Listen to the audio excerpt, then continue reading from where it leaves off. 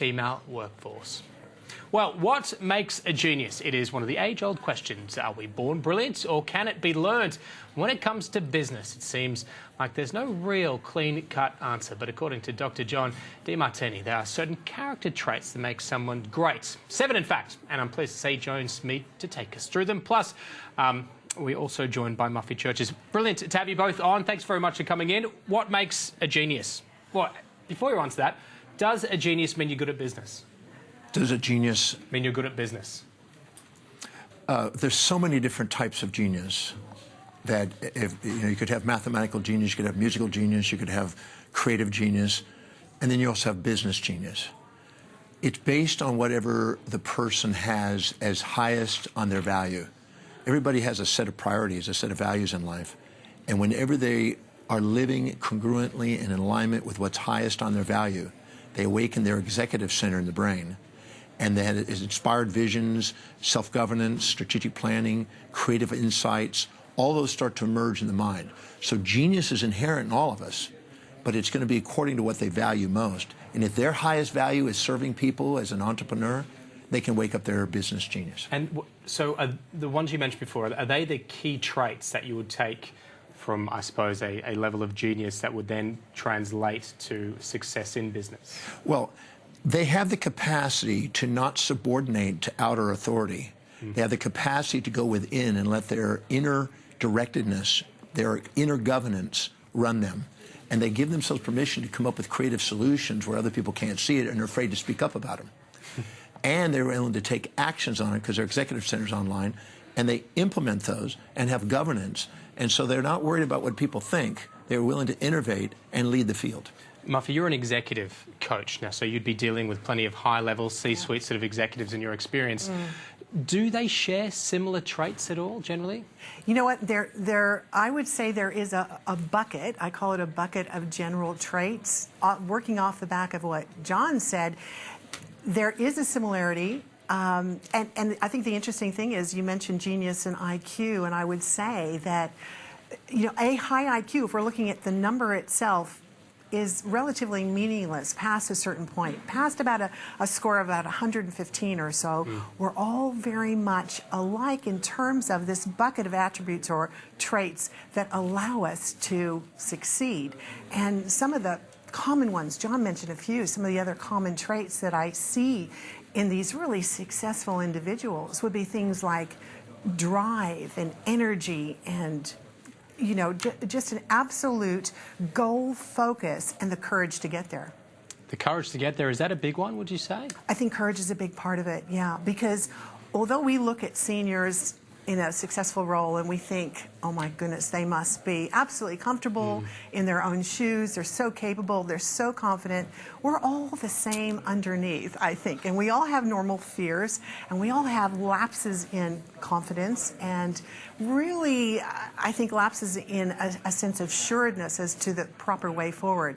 So courage is to just go for it, use your intuition, trust what you know and what you've experienced, and do the best that you can in that moment and be okay with the results, whether it's a failure or a success. Don't be afraid to be judged. I wonder if there's a level of insecurity that drives them as well, like a fear of failure that perhaps drives them to greater levels of success. It can drive, absolutely. Fear of failure is something that's a propellant for a lot of people, yes. Now, you've sort of put together a key number of traits that help sort of, I suppose, not determine, but that successful, in particular, entrepreneurs tend to display. Take us through a few of them. Well, they first of all, because they have a set of values and they have a set of objectives that they're meeting, they're masters at prioritizing what they're doing. And they're sticking to the highest priority things and discerning majors from minors and not getting bogged down with minor activities. They get focused on the one thing, the most important things, and they stick to those. They're willing to let go and not have to be in control of all the things below, so they get free to do that. And they thrive on challenges. I tell people that if you don't fill your day with challenges that inspire you, it's going to fill up with challenges that don't. And if you don't fill your day with high-priority actions that inspire you, it's going to fill up with low-priority distractions that don't. Those creative geniuses in business are the people that know where they're going with it because they're in their executive center. They prioritize their actions. They follow a strategic objective like that. They're willing to tackle challenges, take the risks, and they don't give up on it. And just like you beautifully said, their energy levels are high because they're congruent. And because of that, they're not worried about what people think. They're willing to go out there and take a risk. I wonder if one of the difficulties, or perhaps looking at it from a different viewpoint, one of the skills that is inherent is the ability to focus in on the importance. I mean, as you may mention, focusing on what is the imperative as opposed to some of the peripheral issues. Having that mindset of knowing straight away, this is what I need to be focused on for broader and greater success. When I've worked and consulted with CEOs, I basically tell them, I said, make a list of everything you do in a day. Every single action step you do in a day over a period maybe of a month. Look at everything you're doing. Next to that, put down how much is it producing, actually producing per hour. And next to that, how much meaning does it provide? And next to that, what would it cost to delegate that? If you had to hire somebody to get the same standard, what will it cost? And next to that, how much time is spent? And when they get all that data together, they can see exactly what's priority. They can see exactly what needs to be delegated. They can see it all because it's in front of them. And they know where their spreads are. And then they can start to delegate lower priority things and get on with the most creative things. And in the process of doing it, that executive center comes online. When we're doing our highest priority actions, we get blood and glucose and oxygen into that executive center, which is the forebrain, where we see foresight and we mitigate risks in advance instead of waiting to react from hindsight with impulses and instincts like an animal. When we do that, we automatically have the competitive advantage and competitive edge. Agree? I do agree, and I would say it inspires me to talk about something that envelops all of that, really, which is we've got this amazing intelligence and focus, as you're saying, and all the chemistry to go with it. But we also have to look at another, I think, and you would agree, there's another level that sort of promotes success that stands outside of this realm of focus that we're talking about, and ability. And that is their measure of emotional intelligence, their ability to trust their intuition, perhaps their attitudinal intelligence as well, isn't it, John? And possibly even their understanding of relationship dynamics. So you can have a really amazingly capable individual in a high place. But if they're devoid of a lot of these attributes, some of their success can be watered down because they're not connecting, they're not potentially supporting the values of the organization, and they create a bit of strife and conflict. So for people who are maybe sitting at home, or indeed maybe some executives who perhaps are looking in the mirror and say, look, I'm 2/3 of the way there. Yeah. Are they able to see these points that you're both making and actually adopt them? I mean, to try and get them to the next level? Is it something that can be taught? Absolutely. Absolutely. I think we live in that space, don't we? Yeah, well, that's why I asked. Absolutely live in that space. And we love it. It's so fulfilling because, yes, absolutely. With curiosity, desire to change, and understanding that they can even further enhance themselves, their level of happiness and success and fulfillment, professionally and personally, it's a wow for them. And once they get a taste of that moment of improvement, aha moments that we love so much in coaching, they're on it. They're flying. And it's so important to understand the significance of incremental momentum building. So many people wait for this big thing to happen before they think, oh, now I'm going to solve this problem. Little baby action steps make big dreams. Piggy banks become piggy banks, but tiny little adjustments on a refined daily basis or weekly basis lead to incredible outcomes over a period of time. The trajectory changes by these little ones.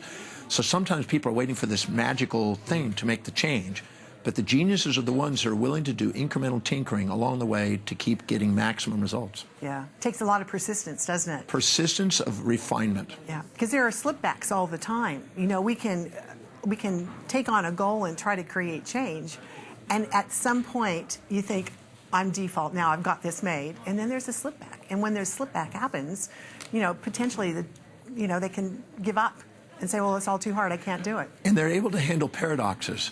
I was consulting with this one gentleman who had the #1 producer in his company. The #1 salesperson was this beautiful woman that was really going out there and leaving everybody in the dust.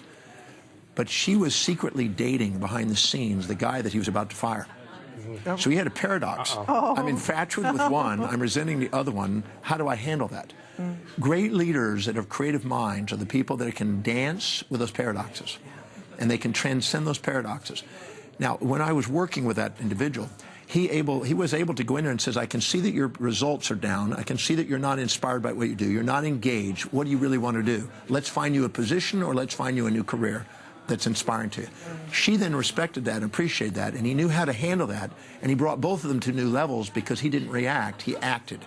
People in their executive centers will act and handle paradoxes. People in not will react and emotionalize. Yeah. What about one of these issues that's often put forward, the idea of the successful psychopath? You know, people point to studies that have been done that there are similar sort of traits that you might find in a psychopath or a sociopath that you find in uber successful people.